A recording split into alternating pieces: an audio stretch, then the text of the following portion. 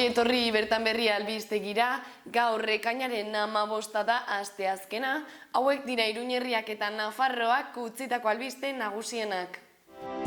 Osasun departamentoak krisi kabinetea deitu du beroagatik eta alerta gorria ezarri du herriberan 5 eguneko tenperatura oso altuak kateatzeko.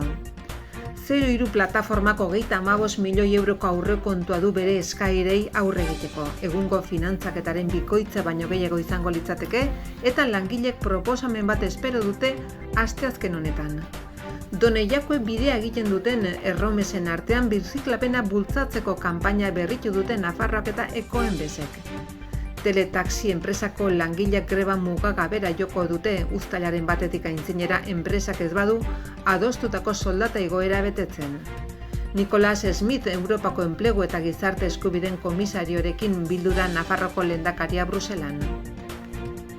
Etxabakoiz kirol eta aisialdi elkarteak dagoeneko badu ia 1700 metro karratuko atletismoko kirol pista estalia. Iruñeko udalak babesa eman dio gaur Zartzaroan abusuak eta tratu txarra kontzientziatzeko eguna ospatuko duen sensibilizazio egunari. Iruña gorrotaren aurka ekimenak 6 hilabete bete ditu, udaltzaingoak eta hainbat elkartek elkarrekin lanean dihardutela, gertakari arrazistak eta xenofobak prebenitzeko, identifikatzeko eta hoien aurka borrokatzeko. Izaskun Igoa Jaimerena idazle zigatarrak hotza bazkatzen bere lehen poema liburua aurkeztuko du Hortzirarian Elizondoko Amezti elkartean.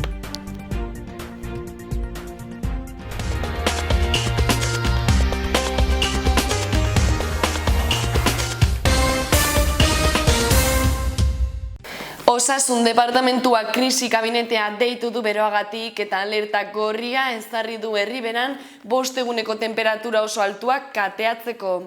Laneko osasunak lanaldi antolatzea gomendatzen du, berorik handieneko orduetan jarduerarik gogorrenak saihesteko.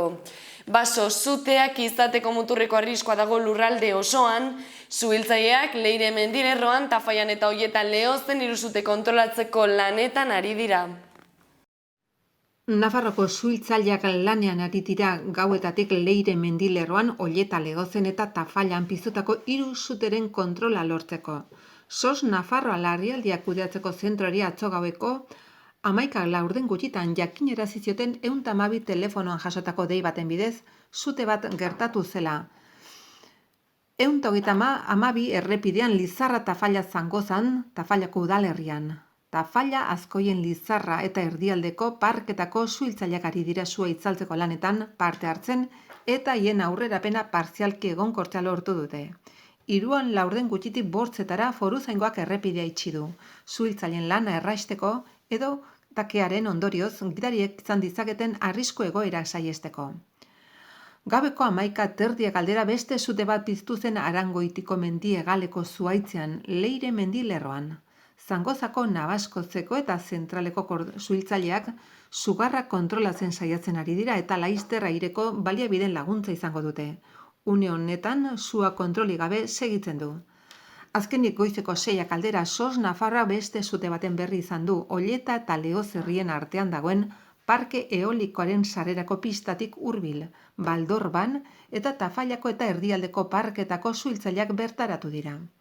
Lurzoroaren eta landarediaren muturreko idortasunak tenperatura altuekin batera sute arrisku oso handia izatea eragiten du foru erkidego osoan. Hori dela eta Nafarroko gobernuak erantzunkizunez jokatzeko deia egiten die, herritarrei alde horretatik arriskutsua izan daiteken edozein jarduera saihes dezaten. 03 plataformak 35 milioi euroko aurrekontua du bere eskaerei aurre egiteko. Egungo finantzaketaren bikoitza baino gehiago izango litzateke eta langileek proposamen bat espero dute asteazken honetan. 03 urte bitarteko plataformak hezkuntza ziklo honen kalitatea bermatzeko neurri ekonomiko nahikoak sendotzeko konpromiso eskatu du asteartean Nafarroko parlamentuan. Inoiz gehiago hauteskunde trukerako txanpon izan ez dadin. Plataformako ordezkariak greban daude duela 54 egunetik eta datorren ikasturtean beren eskaerei aurre egiteko 34 milioi 700.000 euroko aurrekontua behar dutela adierazi dute. Egungo finantzaketaren bikoitza baino gehiago izango litzateke, 15.800.000 euro, hau da, hezkuntzaren aurrekontu osaren 1,8%. Partida horretatik 1,76 Nafarroko gobernuari dagokio eta gainerako 1,24 udaletxeei.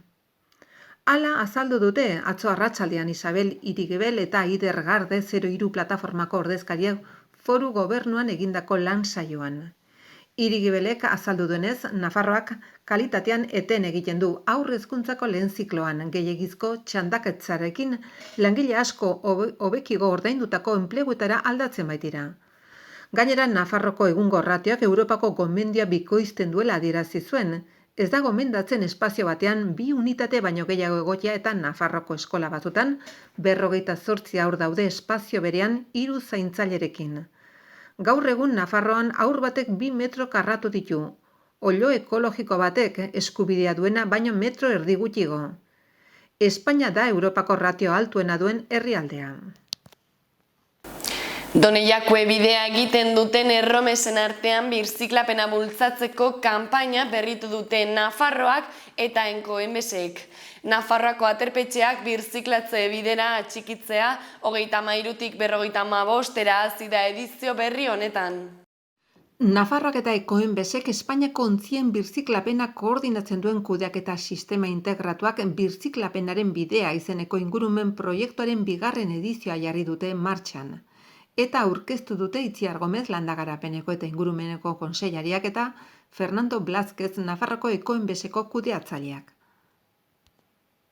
Ekimenaren helburua da ingurumenarekiko kontzientziazioa sustatzea, Donejakue bidea igarotzen den ingurune naturala babestea eta erromesen artean birziklatzea sustatzea, aterpetxei birziklatzea egokia lortzeko beharrezko tresnak emanez. Ekimen hau abian jarri den 2. urtea da eta kanpainarekin bat egin duten aterpetxen kopurua 73tik 55era igo da. Eskerrak eman nahi dizkie kanpaina hontan parte hartu duten Nafarroko aterpetxei adierazi du kontseilariak jasangarritasunarekin duten konpromisoagatik eta gainera atxikimendu kopurua handitu dutelako.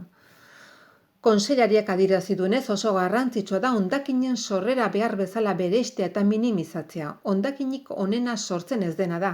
Hondakinen sorrera minimizatu behar da eta gaikako bilketak duen garrantzi handia azpimarratu behar da, bereziki zatiki organikoak.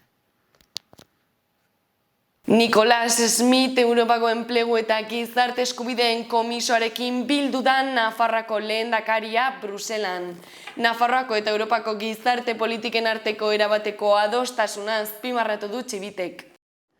Nafarroko gobernuko lehendakariak Nicolas Smith Enpleguko eta Gizarte Eskubideetako Europako Komisioarekin bildu da.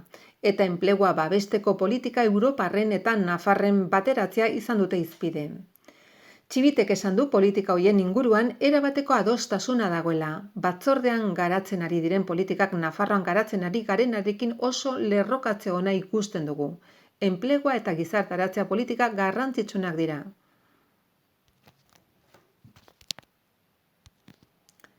Txibite lehendakaria komisarioari azaldu dionez, foru gobernua AUNA proiektua lantzen ari da gizarteratzeko ibilbide integratuak egiteko. 5,8 milioi euro bideratu dira proiektu hortara eta Europar Batasuna finantzatu du Next Generation planaren barruan. Komisarioak jardunbide egokitza jo du proiektua eta bertatik bertara ezagutzeko interesa agertu du, oso emaitza onak ematen ari baita esan du. Lehendakariak azaldu duenez, lortu nahi den helburua 2 eskubide horiek lortzea da bizi ahal izateko gutxieneko berme errenta ematea eta gizartaratzeko eskubide hori lan merkatuan sartuz bermatzea. Etxabakoitz, kirol eta aisialdi elkarteak dagoeneko badu ia 1.700 metro karratuko atletismo kirolpista estalia. Iruñeko alkateak eta herritarren aferen batzordeak gaur bisitatu dute azpiegitura berria, zeinetan 649.053 euro inbertitu baitira. Etxabakoitz kirol elkarteak estrenatu du instalazioak hobetzen dituen azpiegitura berria udalaren esku hartzeari esker. Atzo goizean Iruñako alkateak eta herritarren aferen batzordeko kidek atletismoko pista estali berria bisitatu dute, zeinak hiriko atletismoko kirol eskolek klimatologia gora bera estrenatu ahal izatea ahalbidetuko baitu.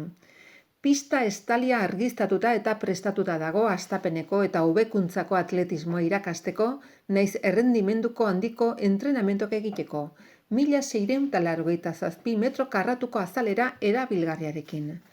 Estaltzeko lanak Lakuntza Hermanos enpresak egin ditu 659.053 euroan eta lehendik estalkian eta fatxadan partzialki egina zegoen egitura metalikoa baliatu du.